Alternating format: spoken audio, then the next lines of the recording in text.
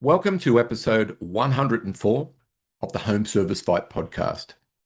Now, if you've been with us over the years, you'll know this podcast is pipeline to profitability. While the name has changed, the mission hasn't. We're still very committed to bringing you practical conversations, proven systems, and real-world lessons from people who are making an impact in the home service industry. The Home Service Fight is proudly sponsored by Service Success Network, helping home service businesses improve profitability, leadership systems, and performance. Now, today, I'm joined by Taylor Rooney, founder of Service Core, a CRM built specifically for home service businesses.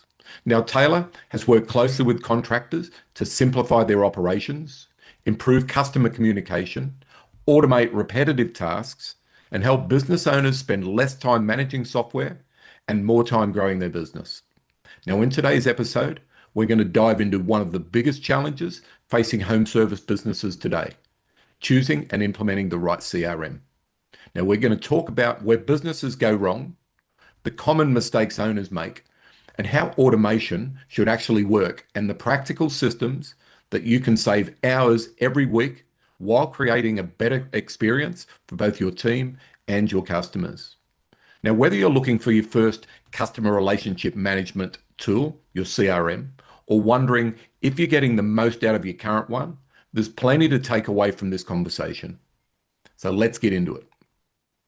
So Taylor, welcome to the Home Service Fight, previously the Pipeline to Profitability podcast. And I said as soon as I relaunched the podcast, I wanted to have you as my first guest. And I think we know why. So I'm going to kick off just a little, tell us a little bit about Taylor Rooney and your journey. Yeah, thanks for having me on. So I'm Taylor. I've worked in the CRM space for over 10 years now. Started in plumbing electrical, went and helped a few other businesses, worked with a range of different CRMs, and now started my own CRM called Service Core. And yeah, just wanted to help plumbers, electricians, and all tradies in the industry to engage with their existing database better. Fantastic. So we know there's a lot more to that story, but I really today it's all about being focused on how we can help our fellow plumbers, electricians, air conditioning, home service contractors to get the most out of their business. And so Service Core, I'd love to hear a little bit about what Service Core actually does and how it came about. But more importantly, what problem were you trying to solve when you started building out Service Core? It wasn't so much a problem I was looking to solve. It was more the demand. We obviously worked in the coaching space, had a lot of our clients looking for help with CRM. So I stepped out of a CRM for about a year or two, helping with Service Success Network on the coaching side. And there was just a lot of our clients wanted to see how I can help them with CRM. A lot of these businesses, you might be really good at getting new customers from Google Ads. You have someone helping with Facebook, any other marketing. But a lot of what we were seeing is tradies unable or not currently engaging with their existing database. So that was a need that I saw. A lot of people wanted help of how do I get my existing customers coming back and using me again. Okay. So I would like to turn the clock back because, I believe that in any business, the value of the business is within the customer database, not just how many service agreements have got, but the actual customers are the true value of the business. So what initially got you into working on because it's all about marketing automation, in my opinion. I know Service Core really well because we basically used the concept going back into our companies, our home service companies, going back to around 2013. Correct me on the date, but where did you start to realize, and what was your initial journey in why marketing automation was so important?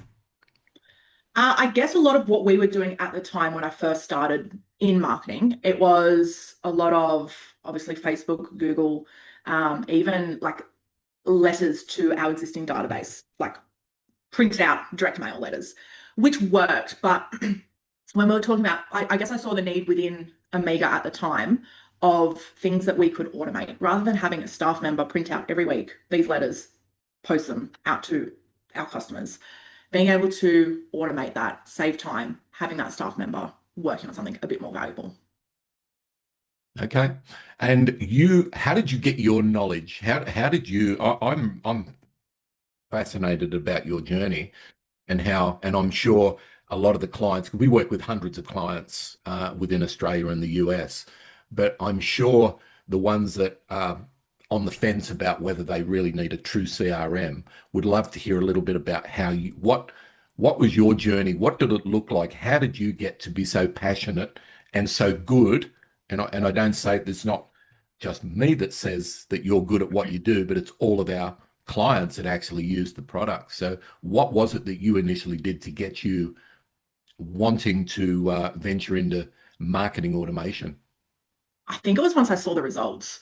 When I started in marketing, I didn't know where I wanted to go. I thought maybe I wanted to go with, a agency that does AdWords or something like that. But once I started working with, and I guess we did have the database to play around with it and utilize it, which did help. But even now with customers with smaller databases, like we're still seeing the same results.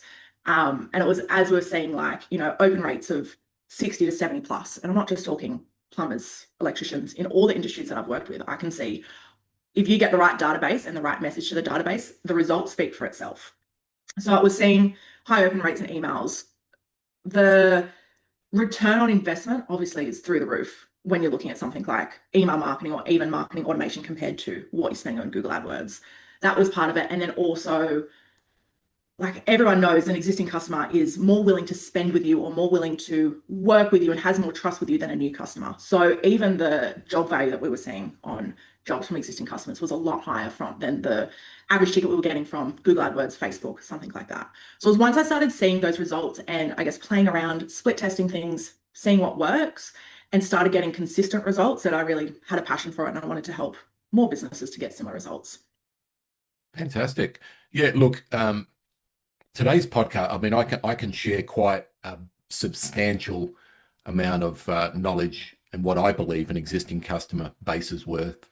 And one of the things I know when you first came in on board into my company, I was a massive advocate of Dan Kennedy in marketing because everything is marketing, marketing is everything. And I mean, that's just the way it is.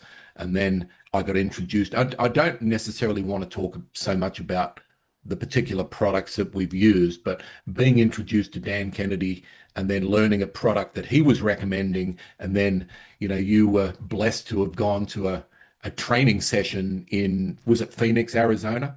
It was, That yeah. you went. Was Yeah. that when you went to that training? And look, I had quite a few staff that worked with me over the years before you that I invested in that training. But going to that particular training, how did that open your eyes up to the power of communicating with existing customers? I guess before that, I was mostly dealing with like what we were doing in the company at the time. So it was a little bit of email marketing. The software we were using at the time, we definitely were not using it to its full potential. When I went over there and I became a certified partner, it's a pretty, at the time, it's different now. At the time, there was a pretty intense kind of entrance exam.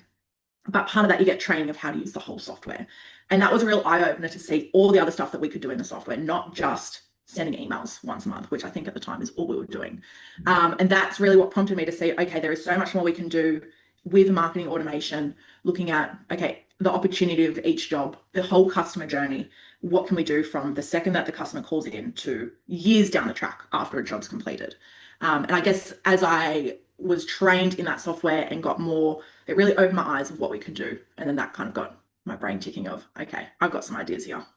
Yeah, I definitely, when you came back from that training in the US and we looked at what we were doing within the business, and I think we had the foundations in place, but we weren't utilizing what the potential was. And Definitely. I'd like to, and this will roll on to where we're going.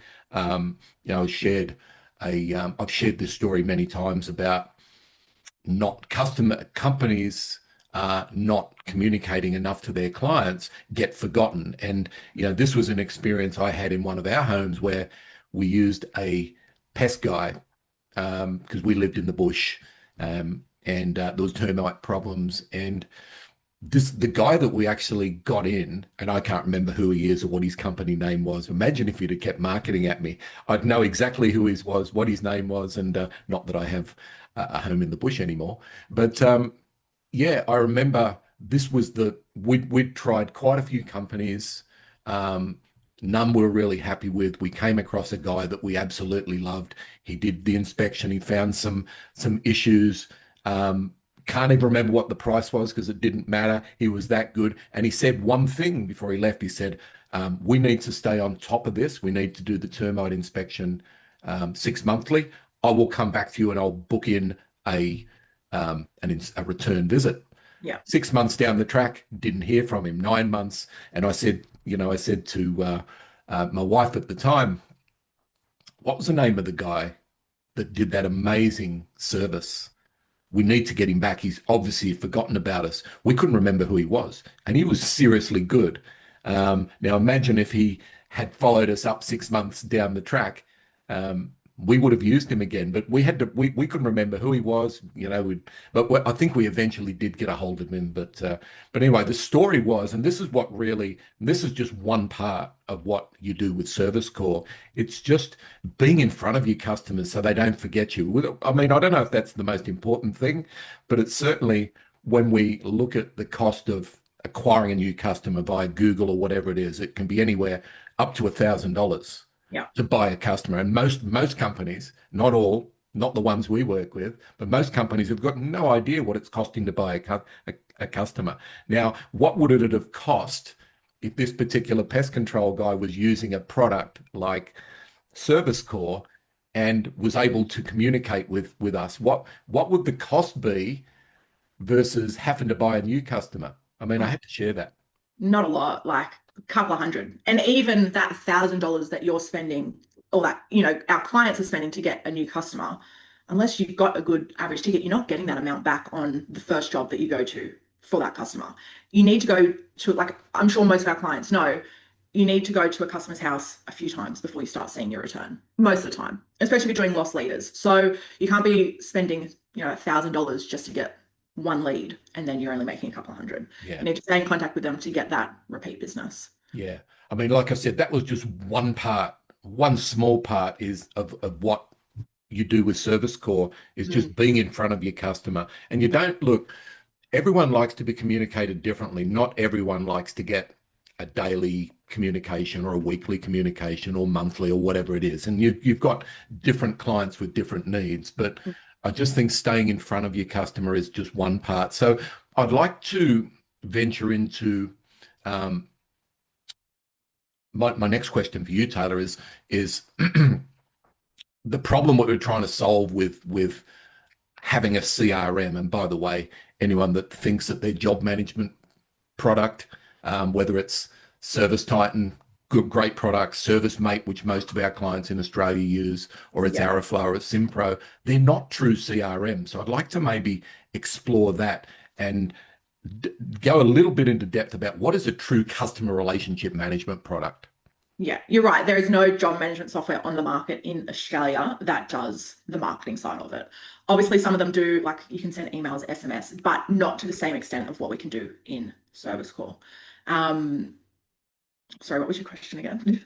So the true benefit of a CRM. I Yeah, mean, Service Core is a true AI CRM, but I think from my perspective, with anyone that's thinking, well, we can use ServiceMate or Service Titan to do our CRM, not so true. So I'd like to maybe go into what is a true CRM actually do. yeah. So CRM obviously stands for Customer Relationship Management, Manager, whatever you want to call it. Where we're different, you've got your job management software that is for managing your job. The CRM is what comes before and what comes after. When we're saying before the job, we are talking, we can have all your leads coming into Service Core. So you'll have one inbox. You're not checking your phone. A lot of the guys that come to us are, whether they're a one-man band, maybe even have 3 or 4 staff, but most of the time their personal mobile is still their business phone. So they're answering the calls from their mates, calls from customers, calls from the office, all on one phone. When you're doing that, you can't take a week off. Who's going to answer the calls if you want to take a week off? It's still you. So we can get everything into Service Core, your calls, your texts, your emails, your Facebook messages, any other leads that you're getting coming straight into Service Core. So when you want to take that week off, you've got someone in the office or someone there that can easily jump in and take over for you. Also helps with lead tracking. So when you are spending thousands of dollars a month on Google, Facebook, you might not be able to see, okay, how many jobs did we actually book from that? So part of before the job having it all in one spot, we can see, okay, where are your leads coming from? What are you spending? What's your ROI? We're also looking at your customer journey. So yes, during the job, you're using your job management software, but there's more you can do outside of your job management software. Maybe it's a tech bio to send before the job to say, hey, here's who's arriving today. A bit of information about him. So the technician showing up to the door is not a complete stranger.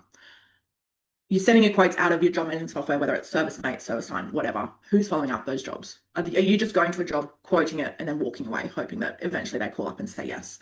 When we integrate with the job management softwares, we can then follow up those quotes. So email, SMS, whatever it is, to remind that customer, hey, do you want to go ahead? We actually see really good results on that, because if you think about like what's your average ticket, let's say it's $1,000.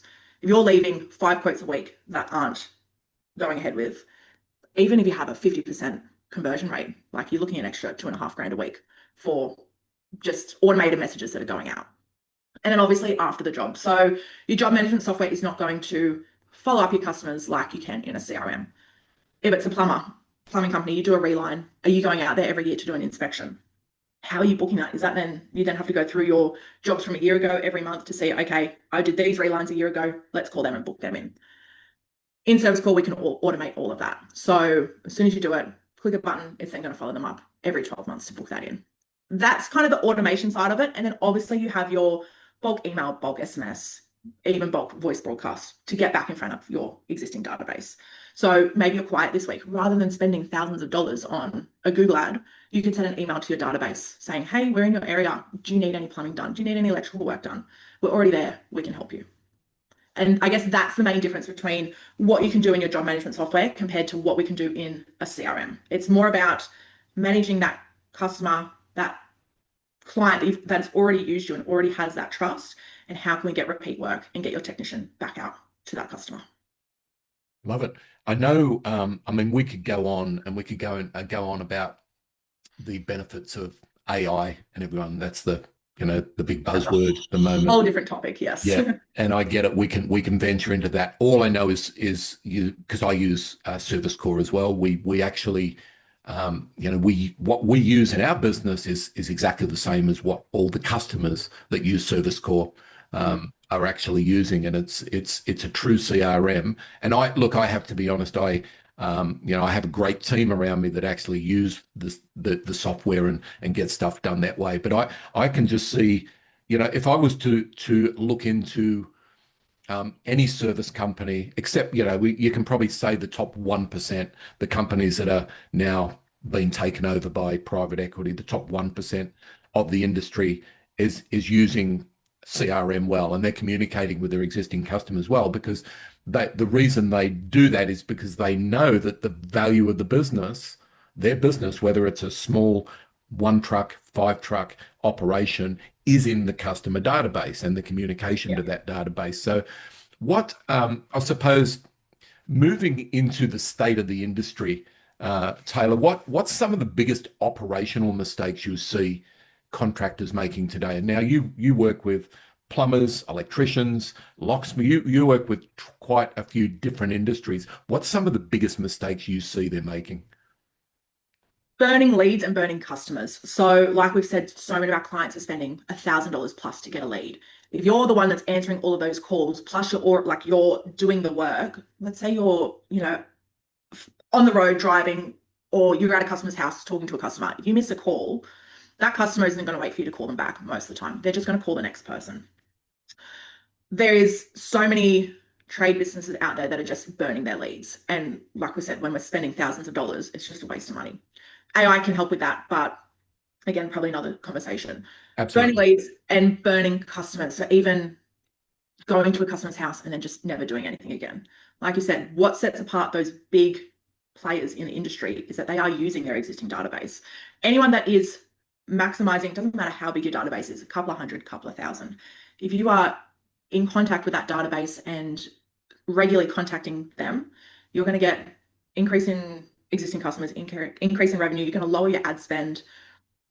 There's so much benefits of it. That's really what sets apart the big companies and the small companies. And the companies that are struggling or, whether it's struggling to get leads, convert leads, it's because they're relying too much on new customers. So yeah, that's the biggest mistakes I see is burning both leads and burning customers.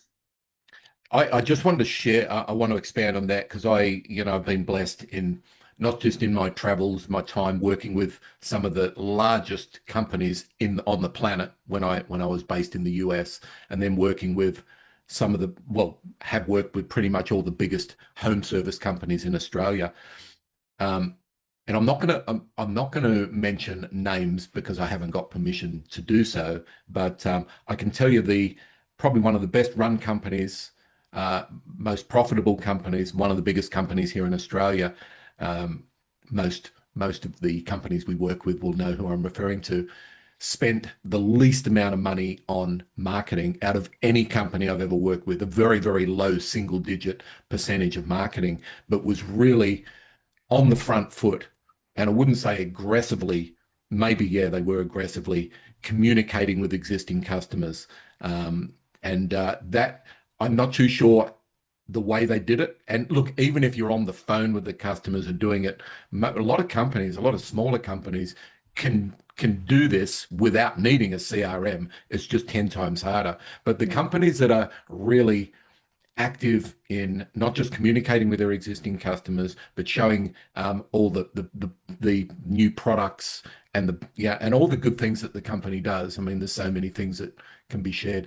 And just getting on the phone. I mean, that's one of the things I noticed that you were very good at with our companies was, we it would all start with, say, giving the customer, when we're in front of the customer, giving them some information about the company and the warranties and the home service protection plans, and then getting their email to communicate with them, showing them, getting not newsletters, showing them the benefits of the company, specials, and then that we would take that into SMS marketing, which is so powerful. Very, very few companies use voice broadcasting, and voice broadcasting is nothing but having a voicemail go to all of your customers. Yeah, You it's can a send ringless it, voicemail. yeah, ringless Yeah. voicemail, which is also powerful. Not too many companies use it. There is certain laws around that, but just by me working with some of these companies and seeing how goddamn profitable they are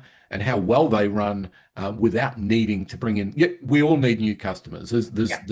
It's a reality of the world we live. But most companies, if not all companies that we work with, don't need as many new customers as they think they do. And they could save a ton of money just by getting back in front of their existing customers, staying in contact with their existing customers. So a question I want to ask is, if someone that's listening to this podcast saying, well, hey, we're not really doing any of the stuff that Taylor's talked about, and they've got a really good database, let's say they've got 2,000, 5,000, 10,000 customers that they haven't really communicated much to, is there hope for that company to sort of plug those customers into a product like Service Core and start communicating? Can those customers be reactivated? Yeah, absolutely. I guess it depends how long they've been around for, how big's their database. Really, anyone over with a database over 1,000 contacts should definitely have a CRM. Before that, it's still very valuable, but if you have more than 1,000 existing customers and you're not talking to them, there is so much money being wasted in your business. Whether you look at something like Service Core or if you want to try something yourself, you need to find a way to get in contact with those customers. Yeah, that is one of the most valuable things in your business is the existing database. So tell me, um, what are some of the warning signs? I mean, you deal with a lot of companies that come to you and they need this product, and I Yeah. know when you ask them a few basic questions, but what's the warning signs for anyone listening in that someone has outgrown spreadsheets or a basic job management software? I guess when it's using too much of your time, like if you're using spreadsheets and you have a staff member who's constantly having to update that, constantly like manually calling customers, following up customers, then that's a warning sign. Or if it's yourself that's doing it, that's an even bigger warning sign. Obviously, we deal with a lot of smaller companies where the owner is still trying to do everything. You physically can't, you're going to burn yourself out. You need to find something that you can either automate or pass on to someone else. And we always recommend like having a CSR should be one of the, when you're looking to grow, it needs to come on pretty early. If you don't want a CSR, we can automate some of it with service call with the AI to help take What's a some of that. CSR, Taylor? Just so anyone that doesn't not Sorry, too sure. a customer service representative, someone to Okay. answer your phones. You cannot be in front of your customers and answering all your calls at the same time if you want to grow. Well, So part that's of something. Oh, sorry, I'll let you finish. you go, That's something we teach even our the smallest of companies. yeah. They need to be in front of the customers, not taking the phone calls. But without going too deep into what is a customer service representative versus a dispatcher, what else if someone if I was just myself and an apprentice or just myself, and I find I'm taking the calls and I'm doing all of that, or my partner or wife is doing that. If I was to bring on a CSR, customer service representative, would that person be the right person to be maybe using my CRM? I guess it depends on the size of the business, but yes, they can. Your CSRs obviously can be answering the calls. They should be using the CRM purely for like when your leads come in. That's where you're going to see all your messages, all your calls. It could all come into service call. As for following up after the jobs, I guess it really depends on the size of the business. If you're, 10 plus techs, maybe you want to look at putting on someone to help with marketing. But a lot of the guys that we deal with are on the smaller side. And yes, your CSR can be doing it. They can be that extra set of eyes to make sure all your leads are being responded to, make sure all your jobs are being tagged correctly for all your follow-ups. They are the one in the office that should be on top of all of this admin stuff for you. No, I agree 100%. So, um, you mentioned follow-up. Now, this is another topic we could go off in a completely just follow-up on its own is so big. But what's some of the features and the things that you train with your customers that really, really need to get serious about follow-up? Yeah, I guess there's different parts of follow-up. There's a new lead follow-up. So if you have a new lead coming in, what are you doing to follow them up and book them into a customer? If you're doing one call and then forgetting about them, like again, a waste of money. Quote follow-ups, if you're sending quotes and then not following them up, you're burning more money there. And then your customer follow-up. So once the job's completed. Part of that also is asking for reviews, automating it once a job's completed. That's going to boost up your Google. But in terms of follow-up once a job is completed, there's many ways we can do it. Like I said before with plumbing, if you do relining, or even if you're doing dig ups, which I'm assuming most plumbers are doing, if you're doing a major dig up, there is an opportunity there to get back out in front of your customer every year to do a inspection of the work that you've done, do a whole house safety inspection, get back out there, see if your customer needs anything else. On the electrical side, there's things like smoke alarms. If you're installing smoke alarms, really every customer is going to have smoke alarms. There's an opportunity there to get back out every year, do a smoke alarm inspection, do a whole house safety inspection, help your customer out, see if there's anything else that needs to be done. Not in a salesy way. We're offering the complimentary, you're probably better explaining the complimentary safety inspection, but we're offering that to them to see if there's any warning signs within their house. I'd love to talk about the safety inspection now. Just something popped to mind, and I'm sure most of our listeners, well, I hope most of our listeners have had a dentist visit recently. What does a dentist do when you've been and had your checkup? What's the very first thing they do They before book you in your leave? next one. They book Or in your either next book in the one. next one or they message you every 6 months to book it in. It's no different than that. Same with your mechanic. Like if you do a service, they're going to message you every year, every 6 months to book it in. It's no different to plumbers or electricians or any trade business really. I just sort of prompt that one before I jump into the courtesy or the complimentary inspection. Now, we think we're plumbers, electricians, air conditioning, a trade that we get called out, we fix a problem, and then we wait for the customer to have another problem. What Yeah. if, when we're on site, we let the customer know that, hey, as part of the service we provide, we're going to come back and just check over your entire system at no charge for you. What we do is we book, you might decide we're going to book certain locations. You might pick a suburb where you've got the most number of customers, and you Mhm. might schedule a technician to go back and just do an inspection of the home. Now, I don't recommend this without training, and that's something that we do within Service Success Network, because you've got to have a specific process when you're going back into a customer's home as part of the service that we've provided. it's been booked. And just on that, before I go down this the courtesy inspection, each and every one of you that's listening, just think about what would your business look like that if 6 months ago every job that you actually attended, you were to do a rebook. Now, not all customers are going to want you to come back, and some will say yes, and then they'll cancel. But look, I would be guessing, and I'll get you to also give me your presumption. I would be guessing that if you've done a good job and you've been very thorough and you've solved a problem and you've got a reason to get back in front of that customer 6 months down the track, that might be a protection plan or a service agreement, a membership agreement, sorry. The reason to get back in front of that customer. If you were able to go back in your little time machine and book those out, what would your job board, what would your capacity look like right now if you'd have done that one thing? Now, this Yeah. will be organized through your customer relationship management, right?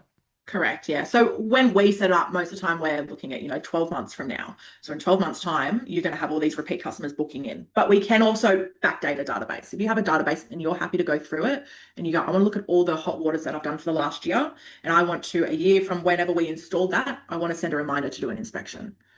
Like, depending how many jobs you're going to, how many hot waters you're installing, even a couple of extra jobs a week, like what is that going to do for your job board? What's that going to do for your marketing spend? Just those few extra jobs per week. And like you said, if your techs have the right training on how to do a whole house safety inspection, and they're not going in there trying to, find things to sell more, you're going in there with the customer's best interest. If your techs have the right training on that, like the results, we've seen the results ourselves, like it's phenomenal. Yeah.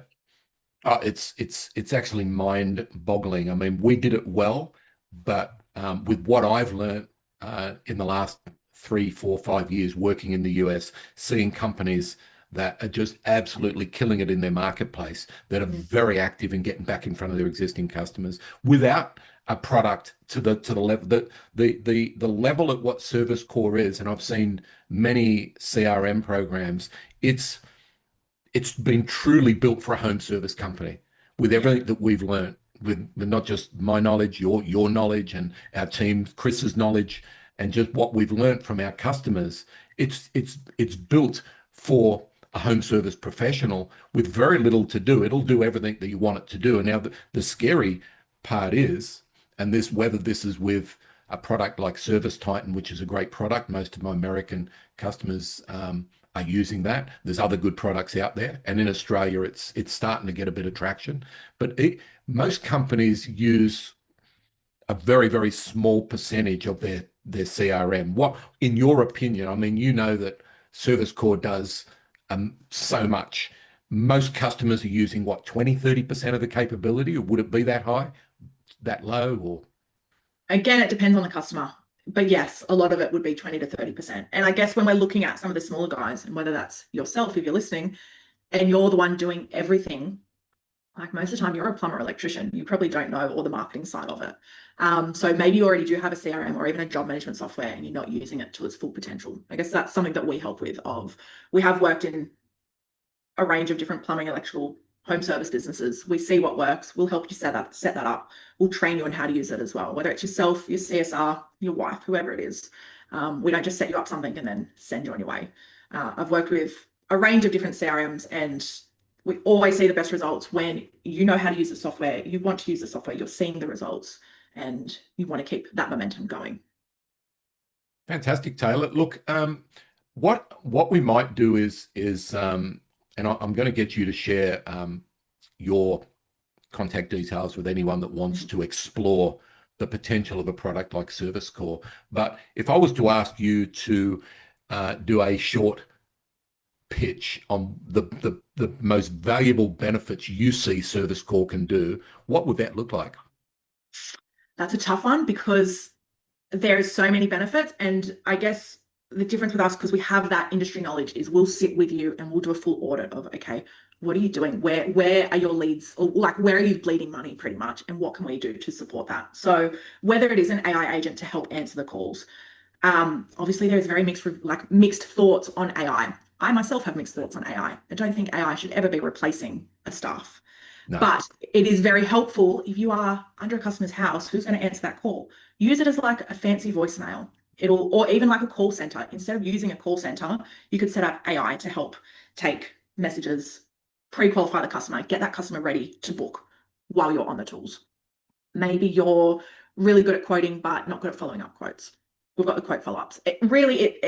There's no like one selling point of Service Core. It depends on where you're at the moment. Like the review requests, we have customers that are within a month of using Service Core, their reviews are tripling, quadrupling, going from 10 reviews a month to 50 reviews a month just from automating it. So there is a lot that we can do. There is not one thing that I would say, yeah, this is game changer, without knowing where you're at in your business and what do you need most help with. I love putting you on the spot, you know that, Oh, but I'm going to do it again. go. If that was a good pitch, I feel that it's really hard to talk about because it does so friggin' much. But Mm. if you were to let's just think about this. The last, because you deal with a lot of customers daily, so does your team. The last 10 interactions you've had with new prospects, what would be, if you were to just to pull one thing out of the product that would actually be a game changer for most companies, what would that be, Taylor? The reporting. Easily the reporting. So many businesses are flying blind. They're getting leads from Facebook, Google, wherever. But they're not then tracking that in their job management software of, okay, this job came from Google, this job came from Facebook. They're just getting calls, booking it in, going on, going, I think I'm getting a lot of jobs from Google. It's working. Part of Service Core, all your leads coming into one spot, we can then track that from the second that your customer lands on your website to then once the job's completed. We can see what's your conversion rate, what ads are performing, what you might be getting more leads on one lead source, but your ROI or your average ticket on another is higher, which I do see mostly with existing customers. Your average ticket on an existing customer is going to be a lot higher than Google. So definitely the lead source reporting of what's working, what's not. That's where we're seeing fantastic results. Great advice. So that's fantastic. And I look, one of the things that I teach pretty much with everyone I work with is knowing your numbers. And knowing your numbers is not just knowing what your sales are, but knowing what's it actually costing you to buy a customer. I mean, that's one exercise, and it's not quite as easy as me saying, well, you need to do A, B, and C, but knowing what a customer is actually costing you. The other And important also knowing how to track it. A lot of it, the guys that come to us don't know how to track it. Maybe they're asking on the phone, how did you hear about us? Or they're using the same phone number for everything. Yeah, I have many thoughts on that. It's a whole nother topic, but yes. I know. We could venture onto many different areas as we've said, but that is probably, in my opinion, knowing, I shared my little story about just being in front of that customer. When you know what it costs you to buy a new customer and know what it costs you to actually run a call. I mean, that's two of the things that I have been teaching. I have been teaching lately is the true cost of a customer and without even venturing into the lifetime value of the customer. In this one, that one thing is probably one of the most powerful areas to focus when you look at we truly knew what a customer was worth to us Yeah. and what the potential lifetime value of a customer.